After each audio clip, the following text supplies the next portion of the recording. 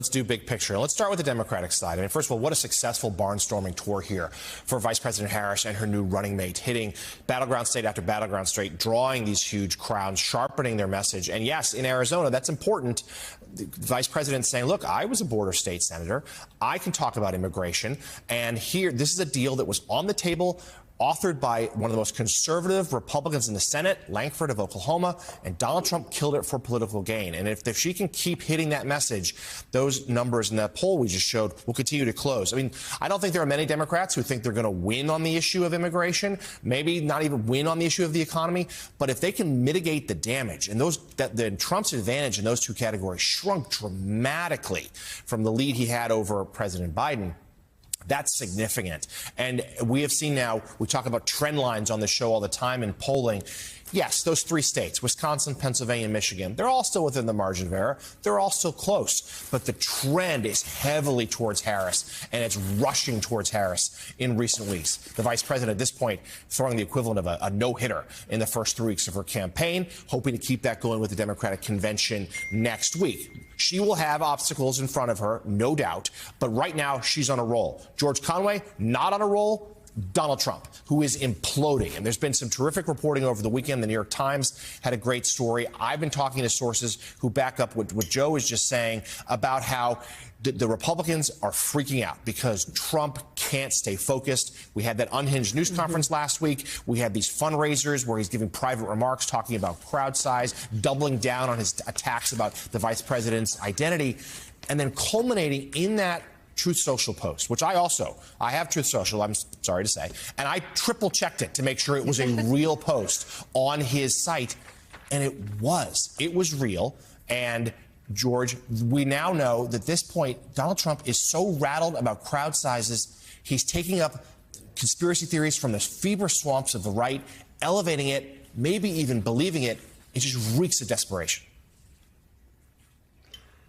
Yeah, as I've been yammering about for 5 or 6 years now, he's a deeply unwell man. He is a deeply psychologically disturbed individual.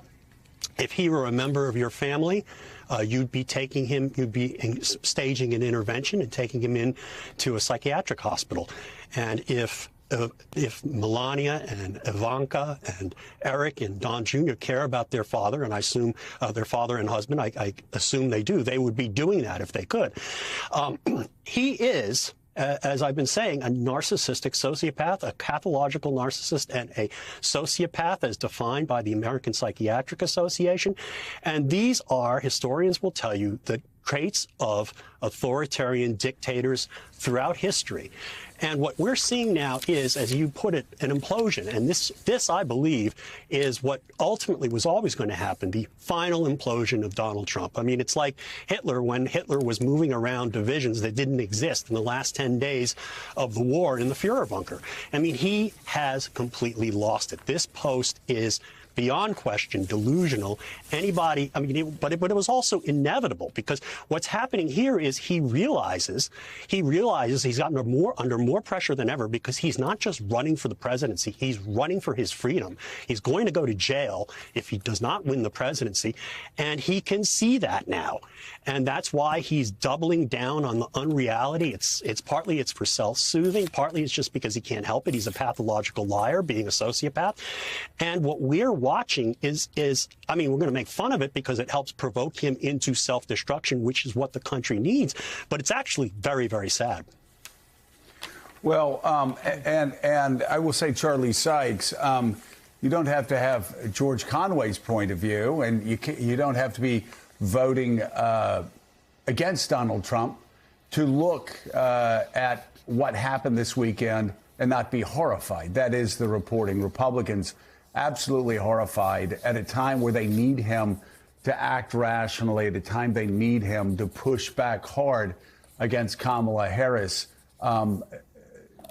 He's going in the direction that they believe is the most destructive. And you can go back, as the New York Times neatly summarized, the past week and a half it's been terrible for him, where first he questioned whether Kamala Harris was black or not. Laughable for a woman who was in a historically black sorority at Howard University and has identified as a black woman her entire life. And then he goes to Georgia, and not only does he insult the extraordinarily popular Republican governor of Georgia, but he insults Brian Kemp's wife, which enrages Republican women across the state. And now, of course, this obsession at fundraisers that's unnerving his biggest supporters. He wrote a letter, I'm sure you saw this, to one of his biggest contributors insulting her, Miriam Adelson, and the widow of Sheldon Adelson, scaring some campaign workers into believing she won't contribute to him in the future. And now he's coming forward with the AI-generated stuff. And so Republicans fearful that he's doing the exact opposite of what he should do. This morning, the Wall Street Journal editorial page is suggesting that he attacks Kamala Harris on health care. With all due respect to the Wall Street Journal editorial page, I don't think that's going to stem those 15,000 person crowds.